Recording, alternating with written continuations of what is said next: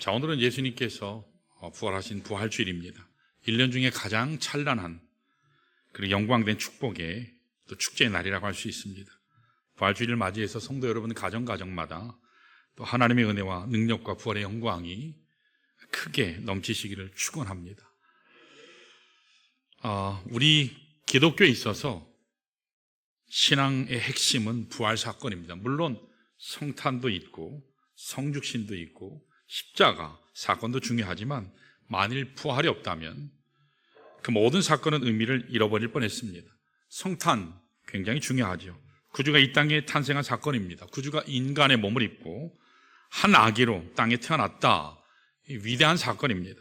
그럴지라도 부활이 없다면 그 탄생은 한 인간의 탄생일 뿐이지 그 이상의 의미는 가질 수 없습니다. 십자가 사건 얼마나 귀합니까? 얼마나 위대합니까? 죄인된 우리를 위해서 죄 없으신 분이 대신 죽어주셨다고 하는 그처럼 처절하고 아름다운 스토리가 어디 있겠습니까? 그러나 그것마저도 이 부활이 없다면 하나의 슬픈 사건일 뿐입니다. 그러므로 부활 사건은 우리 기독교에 있어서 핵심 중에 핵심입니다. 부활이라고 하는 것이 무너지면 전체가 무너집니다. 기독교 복음의 진리 전체가 붕괴되는 것입니다. 그래서 사도 바울은 부활장이라고 하는 고린도전서 15장에서 다음과 같이 선포했습니다. 우리 14절, 17절에서 19절 한번 천천히 읽어볼까요? 시작.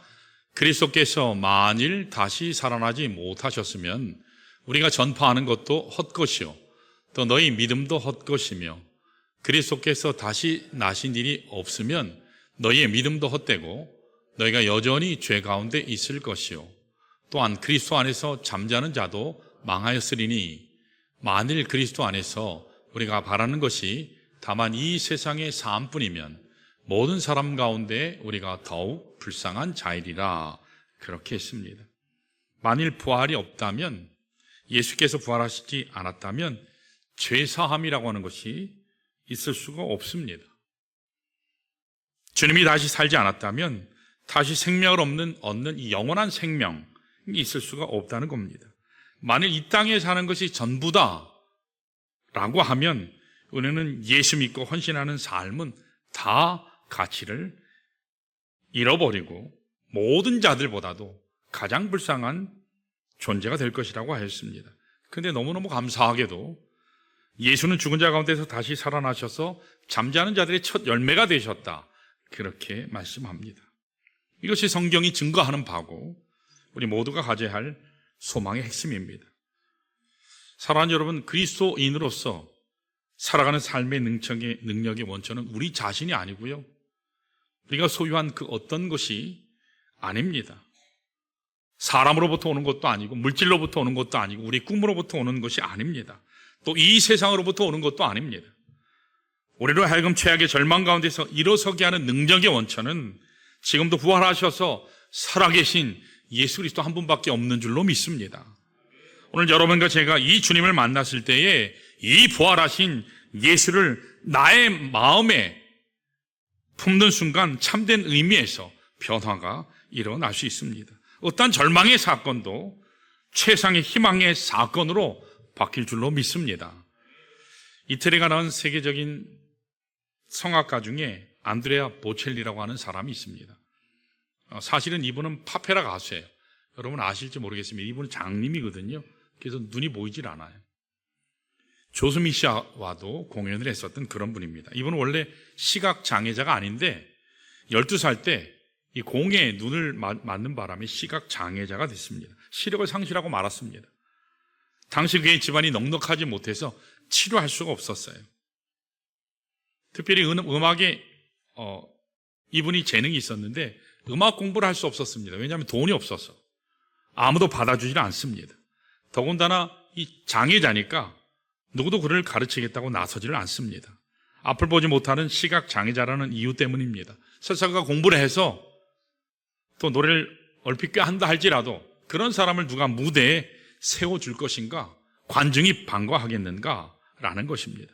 육체적인 장애도 가슴 아픈 일인데 사람들의 거절이 있었어요. 배척이 있었습니다. 이것이 더 견딜 수 없는 깊은 상처를 그에게 남겼습니다. 그럼에도 불구하고 이 보첼리는 모든 편견과 멸시를 딛고 일어나서 법학을 공부했어요. 열심히 공부해서 나중에 변호사가 됐습니다. 꽤 이름 있는 능력 있는 변호사가 됐습니다. 그리고 이제 그의 삶이 안정되었을 때에 그 시각장애에도 불구하고 음악하는 유명한 성악가를 찾아가서 그에게 레슨을 받았어요. 사사를 받은 거죠. 그래서 오늘날 많은 사람들이 가장 인기 있게 생각하는 세계 4대 성악가 중에 한 사람으로 뽑는 사람이 됐습니다. 비결이 무엇이냐고 어느 날 신문기자가 질문을 했어요. 그랬더니 이 보첼리가 손가락 셋을 이렇게 가르치면서 자신은 언제나 불행한 일이 닥치거나 어떤 아픈 일이 닥치면 사흘만 지나면 이것을 극복할 수 있다라고 고백을 했습니다. 그래서 신문기자가 왜 하필이면 사흘입니까? 물었더니 예수님을 한번 생각해 보라고, 예수 그리스도를 한번 생각해 보십시오. 그렇게 대답을 했습니다. 죽음이라는 절망도 사흘이 끝이 나는데 죽음이라는 최악의 고통도 사흘만 지나면 부활의 새벽이 찾아오는데 이까지 불행, 이까지 슬픔, 사흘이면 충분하지 않을까요? 그렇게 고백했습니다. 여러분, 이것이 바로 믿음입니다. 우리가 그리스도인 되었다 해서 문제가 없는 건 아닙니다. 우리가 그리스도인 되었다, 내가 예수 믿는다 해서 모든 고난으로부터 면제받는 것이 아닙니다. 우리 삶에도 예수 믿었어도 여전히 문제가 있을 수 있어요. 아픔도 있습니다. 그럴지라도 부활하신 예수가 내 안에 임재하시면 이 문제를 넘어설 수 있는 것입니다. 그러므로 여러분이 인생을 살아가는 과정 가운데 가장 중요한 만남은 바로 부활하신 예수를 만나는 사건인 줄로 믿습니다. 부활하신 예수를 만나시기를 축원합니다. 예수를 품으시기를 바랍니다. 이 가운데 살아계신 주님을 친히 체험하셔서 그 능력을 경험할 수 있으면 부활 사건은 바로 나의 사건이 됩니다. 이 부활 사건은 우리를 새롭게 변화시키는 최상의 사건이 내 삶 가운데 일어나게 될 줄로 믿습니다. 오늘 같이 봉독한 본문을 보시면 부활하신 예수와 일평생을 함께 갔기 때문에, 부활하신 예수 그리스도와 함께 평생의 삶을 함께 동행했기 때문에 그가 남길 수 있었던 위대한 신앙의 고백이 오늘 본문의 내용이에요. 여러분 모두가 아시듯이 오늘 본문이 디모데 후서거든요. 디모데 후서는 사도 바울이 지상에서 남긴 최후의 유언장과도 같은 편지입니다. 디모데 후서는 바울이 두 번째 로마 감옥에 투옥됐을 때 기록했던 편지입니다. 그런데 그때 사도 바울이 사형 선고를 받아요. 다시 말해서 오늘 디모데 후서는 사형수의 입장에서 쓴 거예요. 마치 예수 그리스도께서 십자가를 앞에 두고 고백하셨던 것처럼 사도 바울이 사형수의 입장에서 죽음을 바로 앞에 두고 고백했던 믿음의 책이 바로 디모데 후서입니다. 여러분 어떠세요? 보편적으로 사람이 죽음을 앞두면 내가 죽을 날이 얼마 남았습니다. 의사들이 당신이 이제 2주밖에 못 삽니다. 그건 어떻죠? 그때부터 사형 선고예요. 사람이 죽음을 앞두면 당황해요. 분노합니다. 비통해합니다. 원망해요. 그리고는요, 두려움을 갖기 마련입니다. 마음속에 견딜 수 없는 절망감 속에 있기 때문에 어찌할 바를 몰라 합니다. 그런데 여러분 디모데 후서를 잘 살펴보시면 사도 바울에게 그런 모습이 전혀 나오지 않아요. 오히려 담담합니다. 디모데후서 1장 7절 한번 볼까요? 이렇게 나오죠. 우리가 잘 아시죠? 시작. 하나님이 우리에게 주신 것은 두려워하는 마음이 아니요 오직 능력과 사랑과 절제하는 마음이니, 그렇게 얘기하면서 또 내가 그리스도를 위해 당하는 이 고난은 기쁨이다, 그렇게 고백합니다. 바울은 감옥에 있으면서 그의 후배 영적인 아들인 디모데에게 오히려 담대할 것을 선포하고 있어요. 이제 내가 곧 죽더라도 슬퍼하지 마라. 네가 지금 목회할지라도 너의 연소함 때문에 성도들이 너를 무시한다 할지라도 이단의 수많은 역할이 있다 할지라도 두려워하지 마. 하나님이 너와 함께 하신다. 그렇게 격려합니다. 어떤 사람이요? 사형을 앞두고 있는 사람이 오히려 격려를 하고 있어요. 마치 그의 죽음 뒤에 찾아올 영원한 축복을 소망하며 기대하며 가슴 설레하는 모습이 디모데후서에 나와요. 언제 처형될지 모를 죽음의 마지막까지 온 그를 도대체 무엇이 이처럼 당당하게 만들었을까요? 용기 있게 해 주었을까요? 본문 8절을 보시면 바울을 용기 있게 만든 근본 이유가 거기 나와요. 우리 8절 같이 읽어볼까요? 시작. 내가 전한 복음대로 다윗의 씨로 죽은 자 가운데서 다시 살아나신 예수 그리스도를 기억하라 라고 했습니다. 이름뿐인 예수가 아니에요. 죽은 자 가운데서 다시 사신 예수 그리스도입니다. 우리는 죽은 예수를 믿는 게 아니에요. 다시 사신 예수를 믿는 사람들입니다. 그러면서 이것이 내가 전한 복음이다, 그렇게 이야기해요. 그 누구라도 예수, 그 부활하신 예수 그리스도를 마음에 품으면 어떠한 고통과 절망도 이겨낼 수 있으리라 라고 선포한 것입니다. 여러분, 우리가 직면하는 가장 인생의 큰 문제가 무엇인지 아십니까? 요즘 살기 참 힘들죠. 참 어려워요. 우리가 인생을 살면서 지금처럼 힘든 때가 없다, IMF 때보다도 더 힘들다, 그런 이야기들 많이 해요. 어렵다, 힘들다, 그런 이야기들 참 많이들 하세요. 그러나 그것이 죽음의 문제와 비교가 될까요? 그렇진 않아요. 사업하는 분들이 사업이 안 돼서 괴로워해요. 요즘 특별히 미국의 트럼프 대통령은 마가 정책으로 미국 우선주의를 표방하면서 관세 정책, 그리고 세계 무역 질서를 막 걷잡을 수 없이 흔들고 있죠. 또 지금 이 땅, 우리가 딛고 있는 이 땅에는 정치적으로 대단한 혼란, 또 혼돈, 무질서, 불신의 시대를 살아가고 있습니다. 우리 자녀들 열심히 키우지만 아이들이 속을 썩이고 공부 안 하고 좋은 대학 가라고 했더니 딴짓하고 엇나갈 때 속상해하는 부모들이 있습니다. 살 맛을 잃었다고 얘기해요. 그러나 여러분, 우리가 일상생활에서 삶 속에서 겪는 다양한 일들이 아무리 힘들고 아무리 고통스러워도 죽음의 문제와는 비교가 되지 않죠. 아무리 어렵다 해도 다들 살아가고 있어요. 아무리 힘들다 해도 다들 견뎌나갑니다. 여러분, 사실 죽음은 인생의 최대의 문제입니다. 우리 모두가 직면하게 될 최악의 절망이 바로 죽음입니다. 마지막 대적이에요. 살아온 사람을 보낼 수밖에 없어요. 그런데 예수께서 이 마지막 절망인 우리 인생의 최대의 대적인 죽음을 정복하셨습니다. 사흘 만에 일어나셨습니다. 할렐루야. 다시 사셨어요. 이것이 바로 부활 사건입니다. 오늘 우리가 모여서 부활을 감사하는 이유가 바로 여기에 있어요. 부활을 축하하는 이유가 바로 여기에 있습니다. 우리 인생의 가장 큰 문제를 담당해 주신 사건, 누구도 해결할 수 없는 최대 절망 사건을 넘어서서 우리에게 새로운 희망을 주시고 생명의 빛을 주신 사건이 부활 사건입니다. 그렇기 때문에 오늘 여러분과 제가 이 부활의 예수를 만날 수만 있다면 우리 인생의 모든 문제가 처리되고 해결될 줄로 믿습니다. 여러분, 예수 부활 사건을 만나시기를 축원합니다.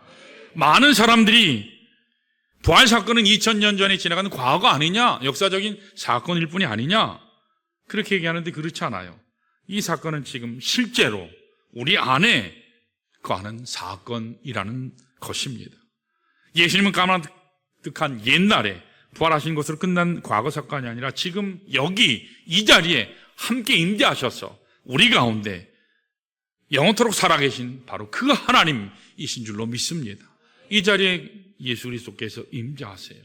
그리스도의 영이 함께 하십니다. 그리스도의 영으로 말미암아 여러분 새롭게 되는 귀한 시간, 부활하는 시간 되시기를 축원합니다. 제가 고난주간 열심히 말씀 준비하고 또 기도하고 고난을 잘 겪었는데 하나님께서 부활을 체험하라고 한 4년 동안 괜찮았는데 이석증이 갑자기 왔어요. 사랑하는 성도 여러분들이 기도해 주셔서 부활하게 될 줄 믿습니다. 다시 서게 될 줄 믿습니다. 자, 오늘 본문 말씀을 통해서 그리스도와 함께하면, 부활하신 주님과 함께하면 우리에게 주어진 축복이 있는데, 자, 그 사실을 우리가 함께 좀 나누겠습니다. 자, 첫 번째 따라할까요? 얼매임에서 자유케 된다. 첫 번째 축복이 모든 얼매임에서 자유하게 되는 축복이 주어져요. 자, 우리 다 같이 9절 한번 볼까요? 다시요. 9절 시작. 도움으로 말미암아 내가 죄인과 같이 매는 데까지 고난을 받았으나 하나님의 말씀은 매이지 아니하니라. 그렇게 말씀했어요. 여기 보면 두 가지를 얘기하는데 사도 바울이 매이는 것이 있고 매이지 않는 게 있다. 매이는 것이 있고 매이지 않는 것이 있다. 두 가지 사실을 얘기해요. 바울은 얼매인 것이 육신적인 이 몸이 얼매인다라는 얘기를 해요. 바울이 얼매이는 것이 뭐라고요? 육신적으로 몸이 얼매있다. 어디에요? 감옥에 갇혀 있잖아요. 바울의 몸은 죄인처럼 묶여 있고 얼매 있습니다. 그러나 얼매이지 않는 게 있다 그래요. 그게 뭐죠? 마음속에 있는 하나님의 말씀. 하나님의 복음의 메시지는 결코 묶이지 않는다.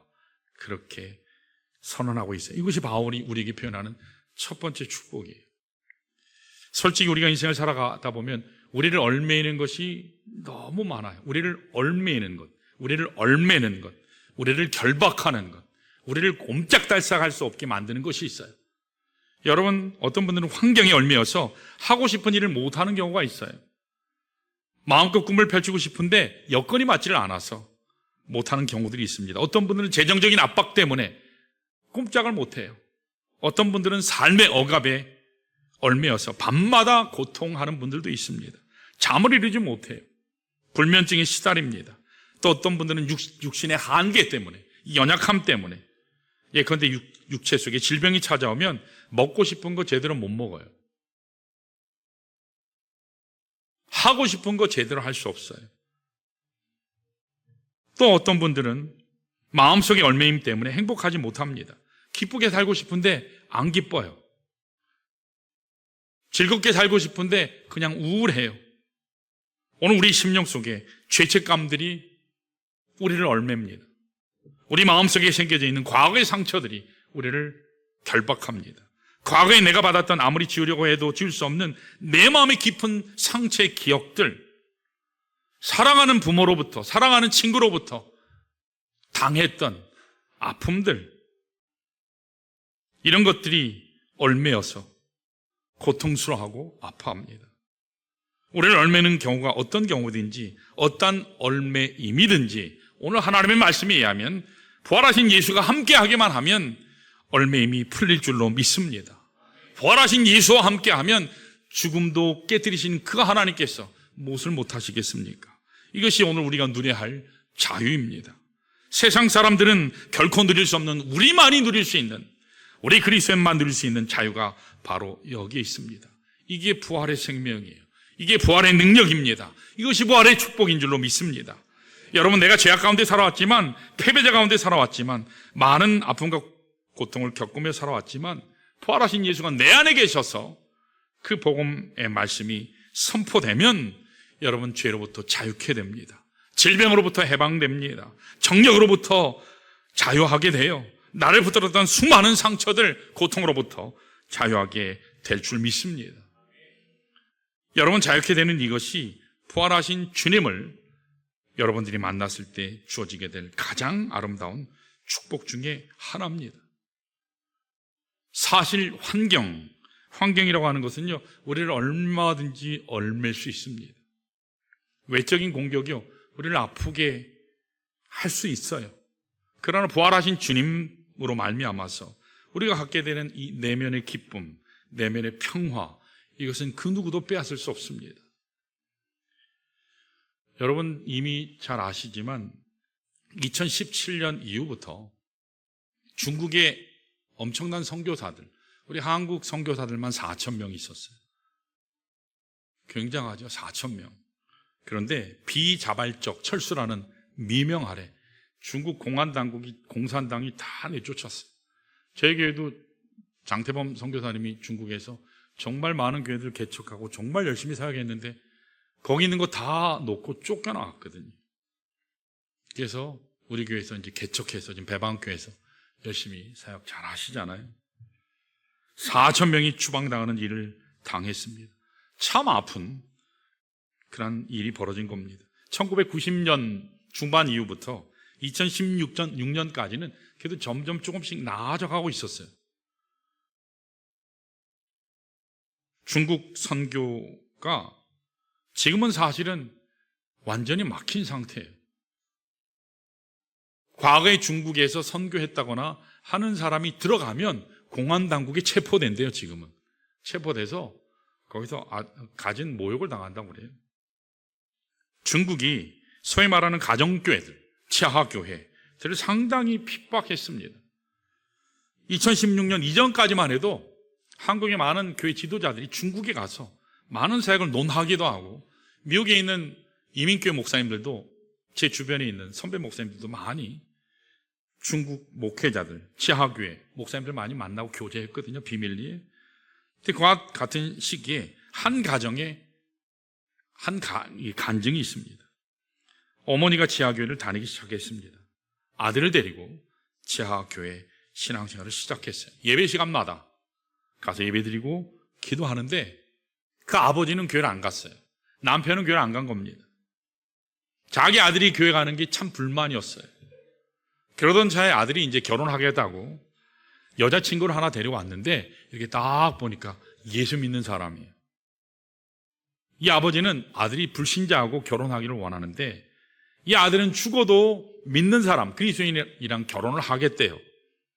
그러지 않아도 마음이 뒤틀려서 이 꼴 보기 싫은데 머리끝까지 화가 난 이 아버지가 이 마누라하고 아들을 공안당국에 고발해버렸어요. 그래서 이 두 사람만 잡혀간 것이 아니라 이 아들과 엄마가 출석하는 지하교회 성도들도 몽땅 다 잡혀갔어요. 그 성도 전체 수가 30명인데 한꺼번에 다 끌려가게 된 겁니다. 근데 일반적으로 끌려가면 벌금 내면 나올 수 있거든요. 그런데 뭐 가난한 성도들이 무슨 돈이 있겠습니까? 그래서 그분들이 돈이 없으니까 30명 전체가 우리 몸으로 떼오자.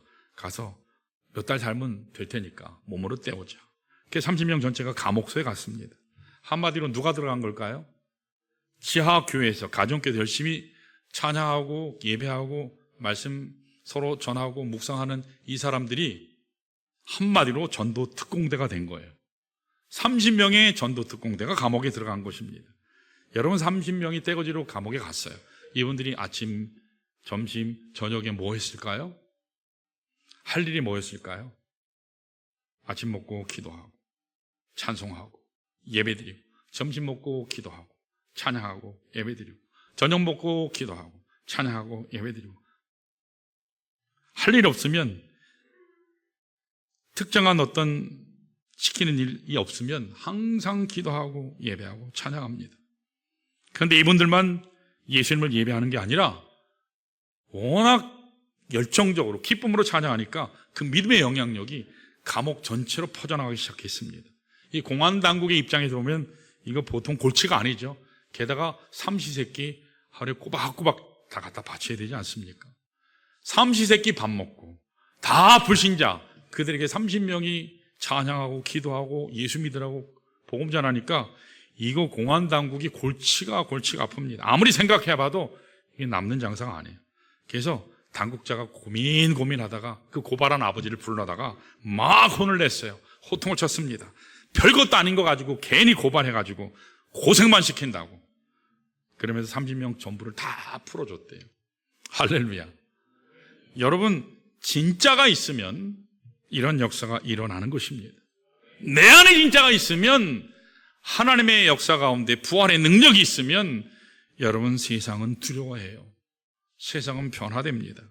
여러분, 세상이 우리를 핍박하고 멸시하는 것 같지만 정말 내가 가지고 있어야 될 것을 내 마음속에 가지고 있으면 세상이 우리를 두려워해요. 오히려 우리가 전하는 그 복음에 귀를 기울이기 시작합니다. 뭔가 다른 게 있나 보네. 저 사람은 다르네. 저 교회는 다르네. 그런데 정말 가져야 될 부활의 예수가 없고 세상적인 가치, 교회 안에 있을 때는 성도인데 요 바깥에 딱 나가면 세상 사람하고 전혀 차이가 없다면 가서 하는 게 돈 자랑하고 명예 자랑하고 학벌 자랑하고 내가 가지고 있는 그 어떤 얄팍한 것을 자랑하면 여러분, 세상은 이길 수 없어요. 사랑하는 여러분, 세상을 이길 능력은 그리스도 안에 있는 줄로 믿습니다. 생명의 복음 안에 있는 줄로 믿습니다. 부활하신 예수 그리스도만이 이 사악한 세상을 이길 유일한 능력인 줄로 믿습니다. 바라기는 오늘 여러분과 제가 다른 무엇보다도 이 살아계신 예수 그리스도, 부활하신 예수 그리스도를 마음에 모실 수 있으시기를 축원합니다. 그래 여러분 모든 얼박에서 얼매임에서 해방돼요. 고통에서 자유합니다. 질병에서 고침받을 수 있어요. 여러분의 능력과 힘으로는 도저히 지을 수 없었던 문제들조차도 평생의 숙제도 처리되고 그 모든 결박으로부터 자유케 될 줄로 믿습니다. 자, 두 번째로 부활하신 그리스도와 함께하면 주어진 축복이 따라할까요? 상황을 다스리게 된다. 부활하신 예수를 마음에 품으면 주시는 축복이, 두 번째 축복이 상황을 다스리게 돼요. 일반적으로 상황이 벌어지면 어떻죠? 내가 감당할 수 없는 상황이 닥치면 어떻죠? 당황해요. 어찌할 줄을 몰라 합니다. 그래서 우리가 상황에 끌려다녀요.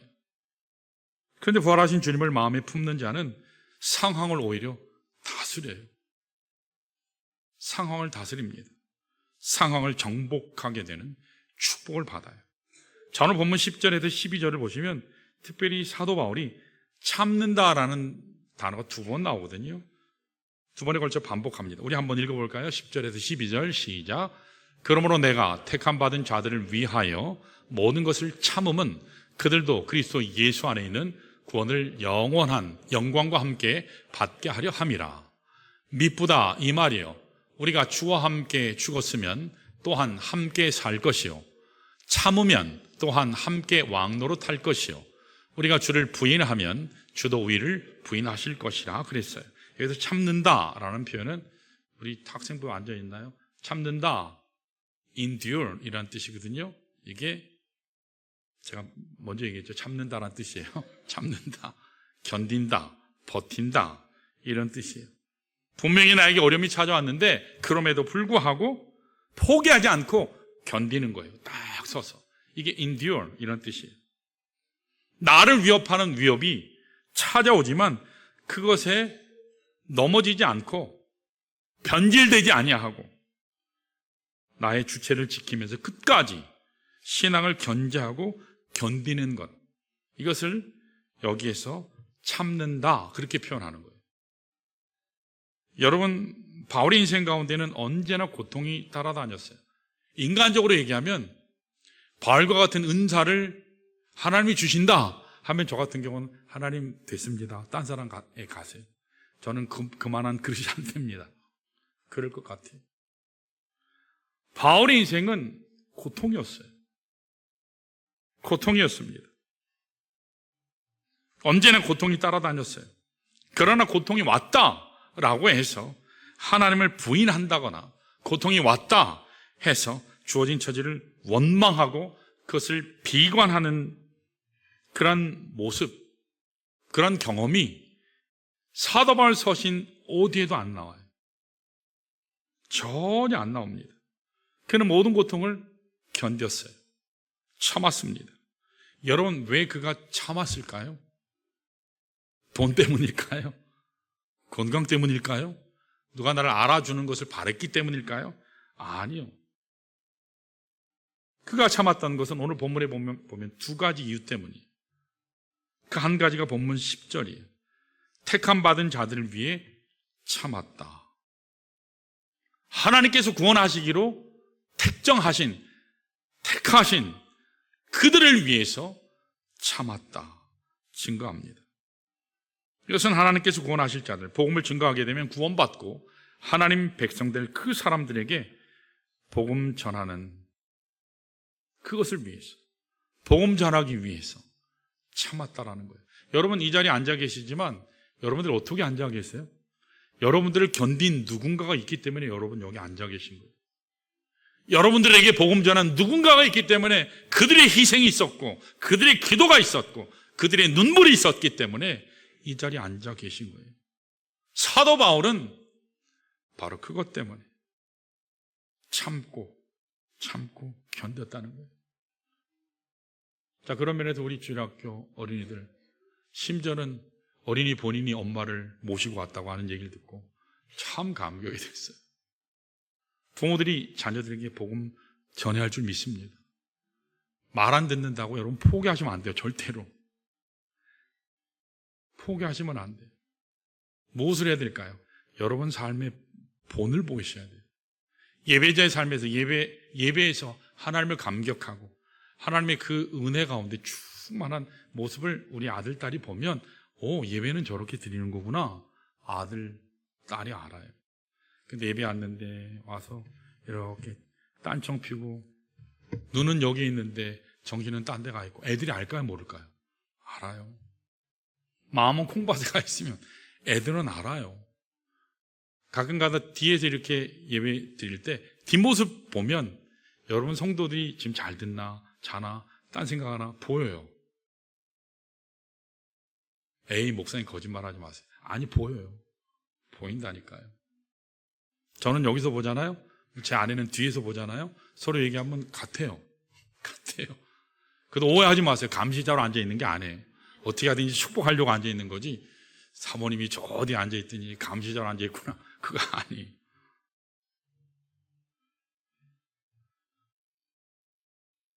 여러분 여기 두 번째 또 참았던 이유가 12절에 나오는데 참을 때 비로소 그리스도와 함께 왕노릇할 수 있기 때문에 여러분 여기 왕노릇한다라는 말은 다스린다, 지배한다 그 뜻이. 다스린다, 지배한다. 우리가 참게 되면 우리가 그리스도와 함께 다스린다, 지배한다 그런 뜻이에요. 우리는 자신은 약해요. 인간이 강한 것처럼 보이지만 사실은 약합니다. 그런데 믿음으로 참으면 언젠가 때가 되면 우리가 상상할 수 없는 그날에 그리스도와 함께 왕노릇한다. 이게 축복의 약속이 있습니다. 예수 믿는 사람에게 주어진 특별한 소망이 바로 여기에 있어요. 앞서 말씀드렸지만 예수 믿는다고 해서 문제가 찾아오지 않는 거 아니에요. 어려움이 없는 거 아니에요. 인생의 파도가 치지 않는다. 성경에서 보장하고 있지 않아요. 구체적으로 볼까요? 신약 성경 복음서를 보시면 제자들이 만왕의 왕이신 전능하신 하나님, 비록 육신의 옷을 입고 오셨지만 전능하신 하나님이신 예수님과 함께 가는데 예수님이 함께 탄 배도 풍랑이 일어나더라는 거예요. 제자들이 주님과 함께 갈릴리 바다를 통과해 가는데 풍랑이 일어났어요. 어떻게 해요? 삼킬듯이 큰 집채만한 파도가 일어났어요. 내가 예수님 믿었는데 하나님이 전능하신 하나님이 날 지켜줘야 되는데 이거 이러다가 물에 빠져 죽는 거 아니야? 아무 혜택이 없네? 그렇게 생각할 수 있을 만큼 파도가 어마어마하게 쳤어요. 만약에 우리가 그런 상황 가운데 있으면 제자들도 똑같았죠. 엄청나게 당황했어요.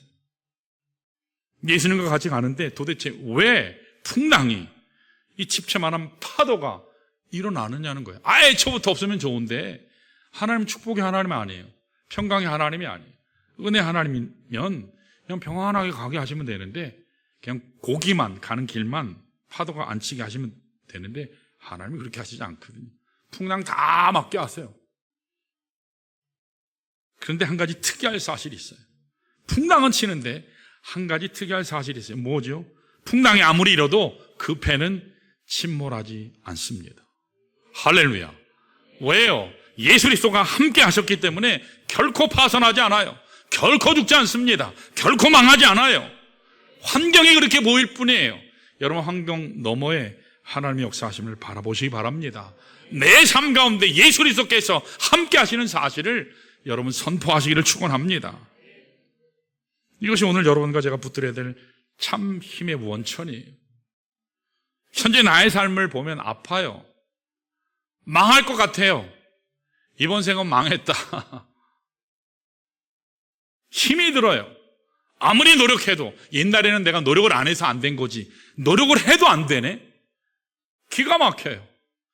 옛날에는 내가 공부 안 해서 못하는 거지 공부를 해도 성적이 안 올라가요. 그럼 여러분 굉장히 힘들죠.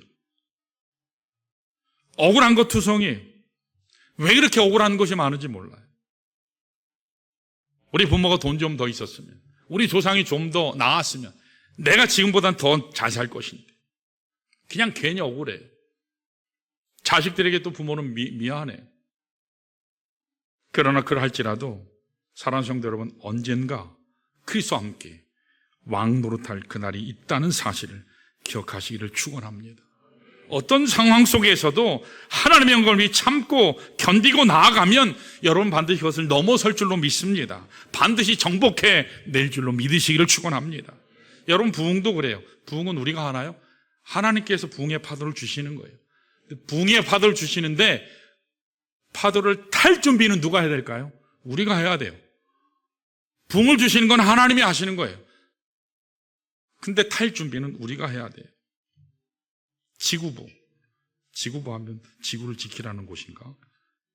새로 오신 분들은 지구부 도대체 뭐예요? 지역장, 구역장, 부구역장의 준말이 지구부예요. 그래서 지구부는 소그룹 리더를 얘기하는 거예요. 쉽게 얘기하면 구역장님들, 쉽게 얘기하면 순장님들, 속장님들을 얘기하는 거예요. 지구부 사역이 저희 교회 근거 아니에요.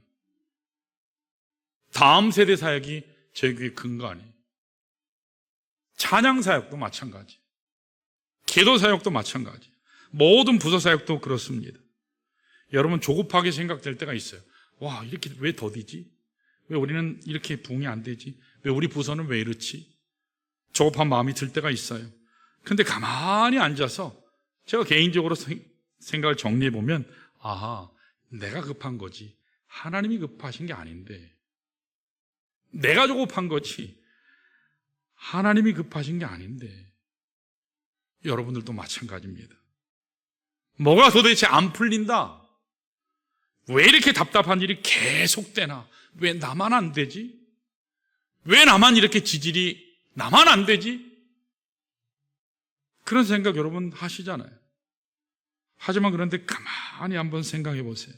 여러분 스스로 조급 증세에 빠져 있다라는 사실이. 여러분 엘리베이터, 우리 교회도 엘리베이터 있는데 우리 교회 엘리베이터는 현대에서 만든 거예요. 현대. 근데 엘리베이터 역사를 이렇게 살펴보니까 이걸 처음 만든 분이 누군지 아세요 혹시? 오티즈라는 사람이에요. 오티즈 이렇게 써 있는데 잘 관찰하시면 보이는데 워낙 사는 게 힘들어서 안 보이시죠? 엘리샤 그레이브스 오티즈라는 사람이 이 엘리베이터를 처음 만들었다 그래요. 그래서 OTIS 이렇게 써 있어요. 유명한 대기업 가면 다 그게 엘리베이터는 그 회사 하는 경우가 많은데, 그래서 오티즈라고 하는 회사가 엘리베이터 회사로는 가장 큰 회사예요. 근데 오티즈가 처음 엘리베이터를 만들었을 때 지금의 속도로 그렇게 빠르지 않아요. 천천히 올라갔어요. 한층 올라가는데 거의 한 1분 걸리니까 짜증나죠. 걸어가는 게 빠르지 이게 가는 거야 안 가는 거야. 하도 천천히 가니까 사람들이 스트레스를 받았어요. 너무 느려요. 느려도 너무 느려요. 거북이보다도 더 느린 것 같아요. 그래서 많은 사람들이 불평들을 했습니다. 이걸 고민하던 오티지가 이걸 어떻게 해결해야 되나. 속도를 빨리 할 수 있는 그건 안 됐어요 그때. 그래서 이걸 해결할 아이디어를 하나 생각했습니다. 그게 뭔지 아세요? 엘리베이터 안에다가 하나 뭔가를 달았어요. 그게 뭘까요? 거울을 하나 달았어요. 거울을. 제가 거짓말하는 게 아니에요. 거울이 있잖아요 엘리베이터 안에. 거울을 달았어요. 그러니까 사람들이 어떻게 했을까요? 이거 왜 안 가? 그러다가 이제 그때부터 거울을 보기 시작했어요. 특별히 여자분들은 거울을 보면 시간 개념이 없잖아요. 이게 낮인지 밤인지 천천히 가는지 빨리 가는지 생각이 없어요. 시간 가는 줄 모릅니다. 그래서 거울을 달고 나서 그 지루함이 조급 증세가 사라졌대요. 사랑하는 여러분, 인생 가운데 왜 이렇게 안 될까? 느리게 느껴질 때가 있어요. 내가 계획했는데 내가 계획한 대로 안 이루어져요. 느려도 너무 느려요. 안 돼요. 속 터져 죽겠어요. 나는 속 터지는데 아랫사람은 말을 안 들어요. 얼마나 힘들어요. 모든 것이 지체될 때에 여러분 뭘 봐야 될까요? 저 위를 바라보시기를 축원합니다. 십자가 지시고 부활하신 예수 바라보시기를 바랍니다. 예수님은 나 때문에 참으셨어요. 우리 따라해 볼까요? 나 때문에 참으셨습니다. 이렇게 해야 되는데 너 때문에 참으셨습니다. 이러면 안 돼요. 나 때문에 참으셨습니다. 그분은 충분하게 모든 악한 우리의 삶의 모습, 악행을 갚을 능력이 있으셨어요.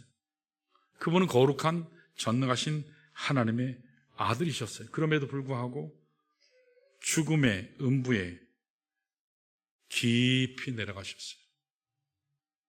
사흘 동안. 누구 때문에요? 나 때문에. 내가 내려가야 할 그 죽음의 음부에 사흘 동안 아들 예수가 내려가셨어요. 예수 그리스도는 여러분과 저 때문에 정말 길이 참고 참으셨어요. 그래서 마침내 부활의 새벽, 그 영광된 모습으로 부활하신 겁니다. 마침내 하나님 구속사의 클라이막스인 이 부활 사건을 통해서 죽어가는 인류를 살리게 된 것입니다. 오늘 여러분과 저에게 이 아침에 이 부활의 주님이 필요한 줄 믿습니다. 여러분 다시 일어서셔야 돼요. 다시 사셔야 합니다. 하나님께서 때가 되면 나는 지금 되는 일이 없고 아프고 슬픈 것 같아도 우리는 참을 수 있고 견딜 수 있어요. 부활의 주님을 기억하면. 그리고 하나님께서 때가 되면 그 모든 상황을 다스리게 해주셔서 승리하게 해주실 줄로 믿습니다. 자, 마지막 한 가지가 남았어요. 자, 다 왔습니다. 따라할까요? 신실하심을 체험하게 된다. 여러분, 부활하신 주님이 우리와 함께 동행하실 때 비로소 그 주님의 신실하심을 경험할 수 있어요. 여러분, 개 키우는, 특별히 개라 그러면 안 되죠. 애완견이라고 해도 큰일 나더라고요. 반려견. 그렇죠. 반려견. 반려견 여러분 함께 하는 이유가 뭐죠? 제가 미국에 있을 때는 애완견이라고 그랬어요. 자, 이해를 해주세요. 애완견을 키우는데 보통 가면 5마리, 6마리. 왜 이렇게 강아지가 요만해요? 정말 예뻐요. 왜 이렇게 많이 키우세요? 그랬더니 거의 한마디가 우리 강아지들은 배신을 하지 않습니다. 그러더라고요. 저를 놓고 절대로 떠나는 일이 없습니다. 강아지는 언제나 제가 바깥에 일본전에 나갔다가 들어와도 항상 꼬리치면서 대환영을 해줍니다. 항상 신실합니다. 그래서 개를 키운다. 신실합니다.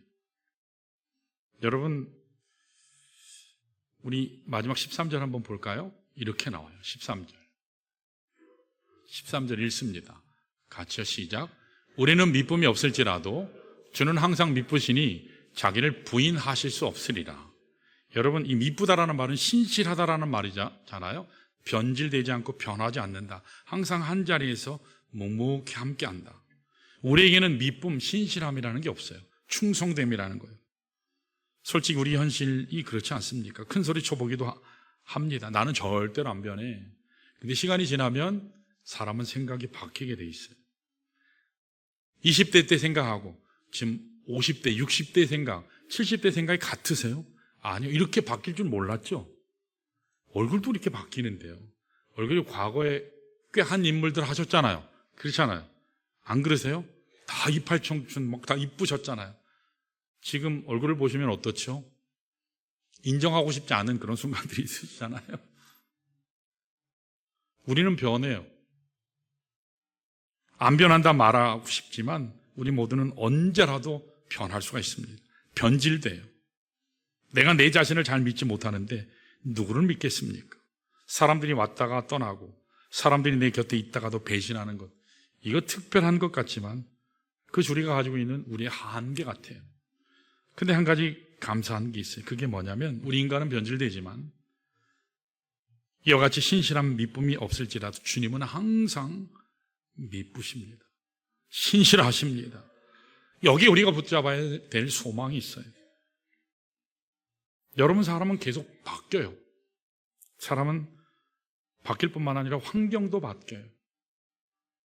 이렇게 세상이 AI가 돼서, 제가 특세 때도 얘기했지만 독일이나 벨기에 이런 나라에서는 AI가 설교를 하고 찬양 인도를 하고 심지어는 성찬식도 인도하고 폐기도도 하고 축도도 하고 실제로 그렇게 실험을 하고 있어요. 대단히 충격적이에요. 이런 상황이 올 줄 여러분 아셨어요?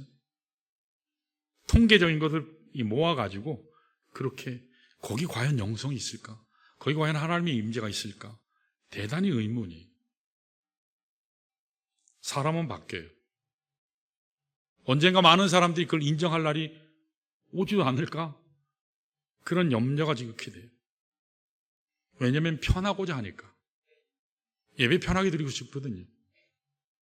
환경이 바뀌어요. 여기 사도 바울도 보면 사실 한때는 그를 따랐던 엄청나게 많은 사람들이 몰려왔지만 말년에 다 떠났어요. 오직 누가만 남았어요. 그럼에도 불구하고 사람들은 다 떠나갔지만, 한때는 자기 곁에 있었던 측근들이 다 떠나갔지만, 그러나 바울은 그들을 원망하지 않아요. 이유가 뭔지 아세요? 디모데후서 4장 16에서 18절 읽고 마치겠습니다. 자, 이렇게 나와요. 읽습니다. 같이요. 시작. 내가 처음 변명할 때에 나와 함께 한 자가 하나도 없고 다 나를 버렸으나 그들에게 허물을 돌리지 않기를 원하노라. 자, 저기 변명이라고 하는 말은요, 사형 재판 받을 때를 얘기하는 거예요.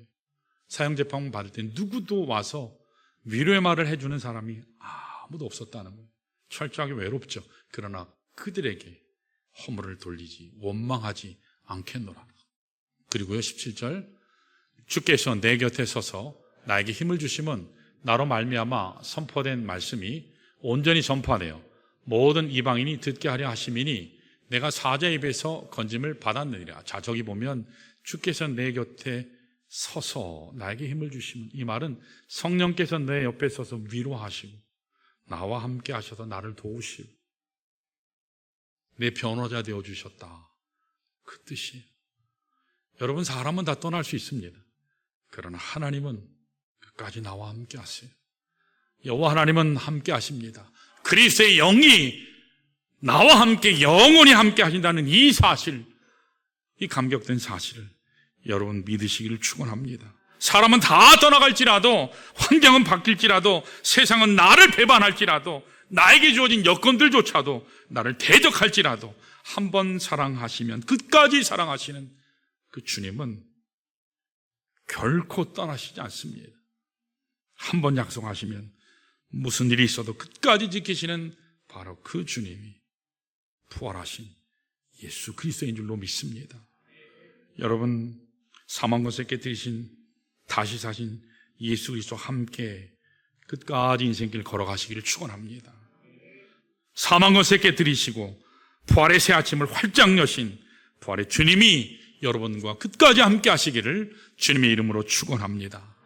이 시간에 다 일어나셔서 우리 기도하시고 우리 찬송가 160장 무덤에 머물러 찬양하시고 우리 폐기도하고 마치겠습니다. 우리 잠깐 기도하겠습니다.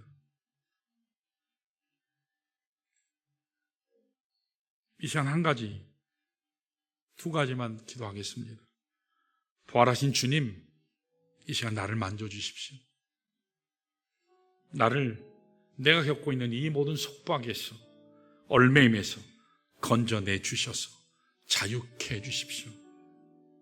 주님, 세상은 변하고 사람들은 변질될지라도 변치 않는 주님만 바라보고 그 사랑 붙잡고 살 수 있는 능력 달라고 이 시간 우리 잠깐 기도하고 우리 찬양하고 마치겠습니다. 우리 다 같이 기도합니다.